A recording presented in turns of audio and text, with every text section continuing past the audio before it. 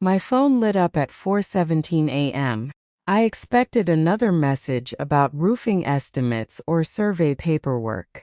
Instead, I read a single sentence that made the room feel strangely quiet. "We're moving forward without you. This is family only." I didn't answer. The screen went dark, reflecting my face back at me. Beside the phone sat a worn brass key on my nightstand.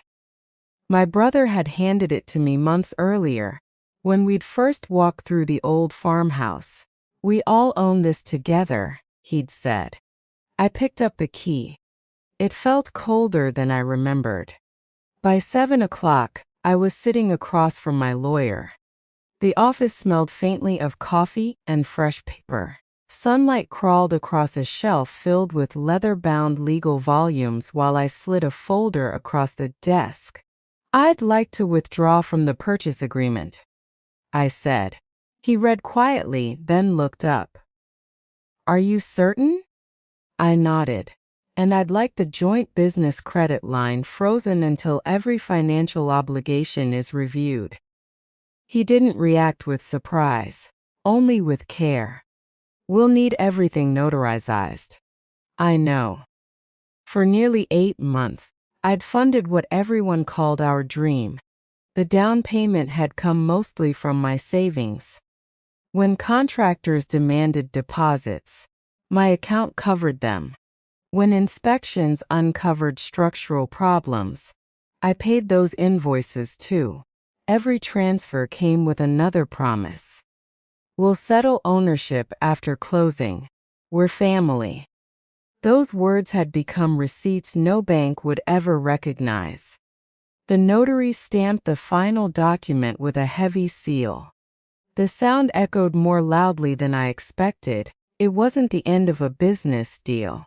It was the first time I'd admitted something to myself. People who truly intend to share a future don't need to keep your place in it. I drove home beneath a gray morning sky. The brass key rested in the cup holder beside me. Traffic lights changed. Coffee shops opened. The world moved exactly as it had yesterday. Only I felt different.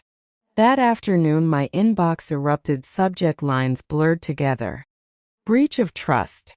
Immediate action required. You'll regret this." One cousin threatened to sue. An uncle insisted I'd sabotaged everyone's investment. My brother sent 3 messages in less than 20 minutes. "Undo it. You're overreacting. We can talk." Interesting. There had been no invitation to talk before the text declaring I wasn't family. Near midnight, another email appeared, from my mother. It contained only one sentence. "You're tearing this family apart." I stared at it for several minutes, then I smiled. Not because I enjoyed seeing anyone hurt, but because I finally understood the accusation. Families rarely notice the person holding the walls together, until that person stops carrying the weight. I typed slowly. "No, Mom. I'm refusing to keep financing the cracks you've all agreed not to see." I pressed send. Nothing dramatic followed, just silence. 2 days later, my lawyer called. "There's something you should know." We met that afternoon. He slid several documents across his desks. They weren't mine. They were revised ownership drafts created nearly 3 months earlier. My name appeared on the first version, not the second or the third. Each revision quietly reduced my share, until eventually it disappeared altogether.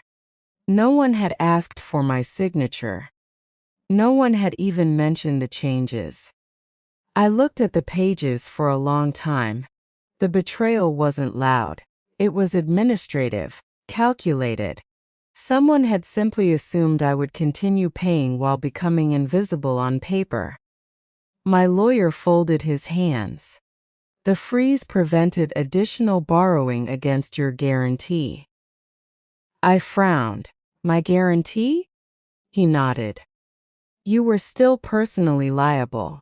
The room became very still. If I hadn't acted when I did, I could have remained responsible for debts tied to a property I no longer owned, not emotionally. Legally, for the first time since all this began, I felt gratitude instead of grief. Not because I'd won, because I'd stopped losing. 3 evenings later, my brother knocked on my apartment door. He looked exhausted, older somehow. He didn't step inside.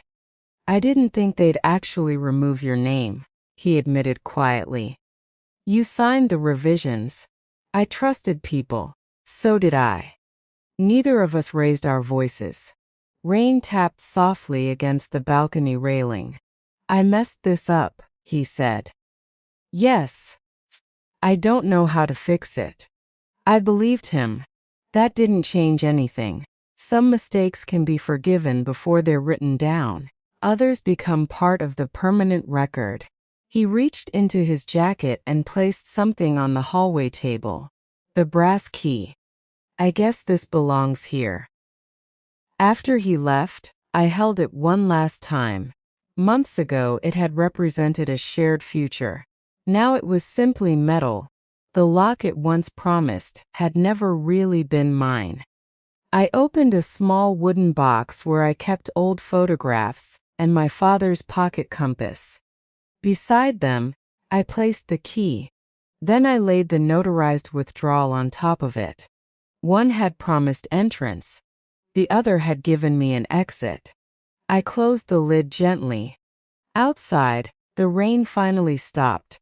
For years I'd believed loyalty meant staying, no matter how uneven the ground became. That night, I understood something quieter. Sometimes the strongest foundation you'll ever build is the one you choose not to build, with people who have already decided there's no room for you inside it.